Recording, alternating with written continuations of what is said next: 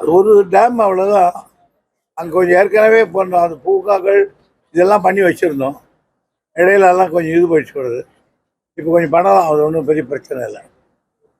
அது ஒன்று தான் ரைட் தான், நீ கேட்குற மாதிரி பண்ணலாம். அதே போல இப்போ பணிகள் எல்லாம் எந்த அளவுக்கு இப்போ மழைக்காலம் தொடங்குது, பாலாற்றில் தண்ணி வீணாவது தான் தடுப்பணைகள் சொல்லியிருக்கீங்க.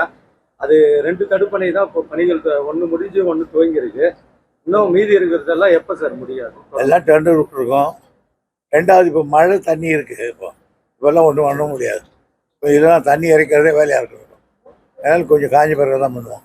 அதே மாதிரி திருமணி மேல்மன்னூர் இணைக்கிற அந்த தரைப்பாலம் இன்னைக்கு உடைஞ்சிருச்சு. அதுக்கு நிரந்தரமா எதனா தரைப்பாலம் அமைக்கிறதுக்கான வாய்ப்புகள் உண்டா? அதுக்கு எதனா நிதி ஒதுக்கீடு? இல்லை, அது போது ஏற்கனவே இப்போ பண்ணியிருக்காங்க போல. மறுபடியும் உடைஞ்சிருச்சு. அப்படியா? எங்க திருமணி அந்த பாலம், திருமணி மேல்மன்னூர் இணைக்கிறது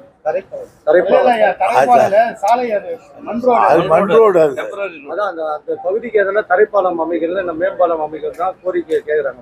எத்தனை பாலம் தான் கட்டுறதாங்க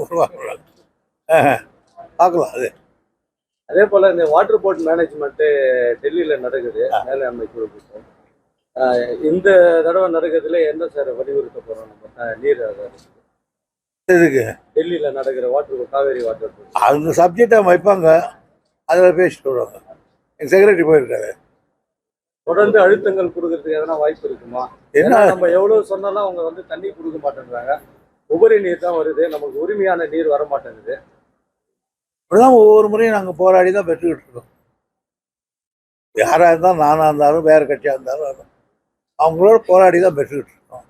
அதாவது உச்ச நீதிமன்றம் அதுக்கு மேலே நம்மக்கிட்ட அவர்கள் அந்த உச்ச நீதிமன்றமே நமக்கு இந்த இப்படியெல்லாம் நடந்து கொள்ளுங்கள்னு ஒரு விதி கொடுக்குறாங்க. அந்த விதிப்படி நடக்க மாட்டேன்னு சொல்கிறாங்க. நடக்க மாட்டேன்றது அதே உச்ச நீதிமன்றம் தான் நாங்கள் முறையிடுறோம். அவர்கள் தீர்ப்பு வரணும் நமக்கு, அவ்வளோதான். நடிகர் விஜய் இன்னைக்கு கட்சி கொடி அறிமுகப்படுத்திருக்காரு. அதை எப்படி பாக்குறீங்க சார்? திமுக பொதுச் செயலாளர் பறக்கும்போது பார்ப்பேன்.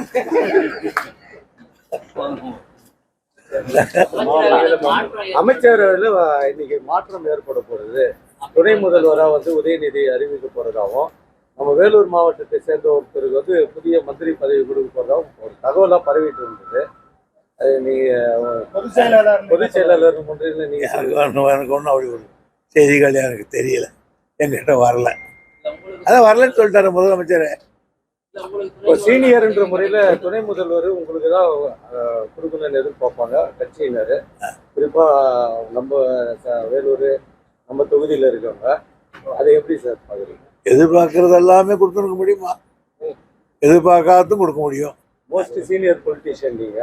இன்னைக்கு இருக்கிறது கலைஞருக்கு அப்புறம் நீங்க என்ன அந்த கட்சிக்கு தூணு? இதெல்லாம் முதலமைச்சர் தன்னுடைய ஆளுகைக்கு உட்பட்டு நிர்வாகத்துக்கு தேவையான நேரத்தில் எதையும் செய்வார். அதில் போய் நம்ம தலையிடக்கூடாது. முதலமைச்சருடைய வில்லன் பேசுகிறா. கலைஞரோட நூல்கள் நாட்டுரிமை ஆக்கப்படும் சொல்லிட்டு இப்போ முதல்வர் அறிவிச்சிருக்காரு. அது எந்த வகையில் பொருத்தமா இருக்கும், எந்த வகையில் பயனுள்ளதா இருக்கும்? பயனுள்ளதான, அதாவது இப்போ நிறைய பேர் புக்குகள்லாம் அதிக வேலை போட்டு வைப்பாங்க. இப்போ வச்சுன்னா நம்ம எல்லோரும் வாங்கி எல்லா பிரச்சாரம் பண்ணுவாங்க. இப்போ ஒரு பூம்புகார் பிக்சர்ஸ் அவன் மட்டும் கலைஞருடைய நூல்களை போட்டுக்கிட்டு இருப்பான். அவங்ககிட்ட புக்கு வாங்கினா அவன் தான் திருப்பி போட்டுருப்பான். நாட்டுடைமை போட்டால் யார் வேணா போடலாம், எந்த பொருள் வேணா போடலாம். அதில் சீப்பாகிடும் விலை. குறிப்பாக விலை இல்லைன்னு சொல்லியிருக்காரு. நாட்டுடைமை ஆக்கப்பட்ட பிறகு கலைஞரோட நூல்களுக்கு விலை இல்லைன்னு அறிவிச்சிருக்காரு. விலை இல்லைன்னா எப்படி கொடுப்பாங்க? யார் போட்டு சும்மா போட்டு கொடுப்பான்?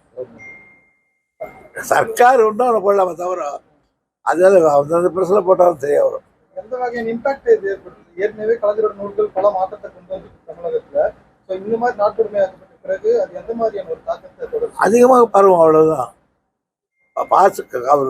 கலைஞருடைய கவிதைகள் 50 ரூபான்றான். அது இல்லைன்னு வாங்கும்போது அவன் 5 ரூபாய்க்கு வாங்கினான்னா அதனால படிப்பு அல்ல மாற்றம். இதில் போய் என்ன பெரிய மாற்றம்? தொடர்ந்து வேலூர் பாலாற்றில் குப்பை கழிவுகளும் கொட்டப்படுது சார். அதற்கான எந்த ஒரு நடவடிக்கையும் இல்லை. குறிப்பாக பார்த்தீங்கன்னா சத்துவாச்சாரியில் நம்ம ஃப்ரிட்ஜிலேருந்து பார்த்தாலே தெரியும். அதாவது இந்த ஊரில் மட்டும் இல்லை, எல்லா ஊர்களிலும் ஒரு பழக்கம் இருக்கு. குப்பைகளை கொட்டுவதற்கென்று ஒரு தனி இடத்தை தேர்ந்தெடுக்கலை. அதில் அதே மாதிரி தான் இங்கே வேலூர் மாநகராட்சி அவங்க எங்கே குப்பை எடுத்து போனாலும் அந்தங்கிறது தடுக்கிறாங்க. இப்போ எந்த ஊதியை கொட்ட வந்தாங்க, நான் ரகலை பண்ணிட்டேன். அதே மாதிரி நந்தகுமார் ரோடு பண்ணாங்க, அங்கே கொட்டுவாங்க. இவங்க எங்கே கொட்டுறதுன்னு தெரியல. ஊருக்கு அழைச்ச பிள்ளைகள் பண்ணாரு, ஆற்றுல கொட்டுறாங்க, ஆற்றுல கொட்டுறாங்க, ஏரியில் கொட்டுறாங்க, கூத்தில் பார்த்தீங்கன்னா அதிகமாக கொட்டியிருக்காங்க. ஆக நீர்நிலைகளை காப்பாற்றணும்னு ஒரு பக்கம் கோஷம் எழுப்புது, சீர்படுத்தணும்னு கோஷம் எழுது. அதே நீர்நிலைகளை கெடுக்கணும். நமக்கு ஏற்கனவே தண்ணீர், பாலாத்து தண்ணீர், தோல் சாப்ப தண்ணியால் கெட்டு போச்சுன்னு ஒரு பெரிய பிரளயம் உண்டு. இப்போ பத்தாக்குறைக்கு இதை வேற கொட்டி வச்சுருக்காங்க. அதில் தான் நிவர்த்தி பண்ணணும். இதில் ரொம்ப கெட்டிக்காத்தனமாக வேலூரில் என்ன பண்ணுறாங்க, இந்த வேலூர் தண்ணி வெட்டி இப்போது நேராக போய் இப்படி தானே ஓரம் போகணும். காங்கேயனூருக்கு போகுது, ஏன் அப்படி போகுது காங்கேயனூர் தெரியல. பாலாத்துலேருந்து கலக்குது வேலூர் ட்ரைனேஜ் தண்ணி, அப்படி தானே ஓரம் போகணும். அது பக்கத்து இப்படி கேட்கு அங்கே போய் காங்கேயனூருக்கு அது என்னன்னு பார்க்கணும். அது எங்க யாரு அது, அதை நீங்க என்கரேஜ் பண்றது தப்பு. அது பாதகம் செய்பவரை கண்டால் நாம் பயங்கொள்ளலாகாது பாப்பா, மோதி மிதித்து விடு பாப்பா, அவர் முகத்தில் உமிழ்ந்து விடு பாப்பா. அண்மை செய்திகளை உடனுக்குடன் தெரிந்து கொள்ள இணைந்திருங்கள் இயம்நாடு தொலைக்காட்சியுடன்.